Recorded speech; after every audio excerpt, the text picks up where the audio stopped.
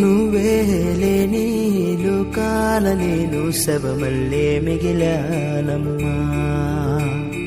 నా ఇంట నువ్వుంటే మాయమ్మె ఉందంటూ ప్రతిరోజు మురిసేనమ్మా. ఏ జన్మలో పాపమే నేను చేశాను, ఈ శిక్షే వేశావమ్మా.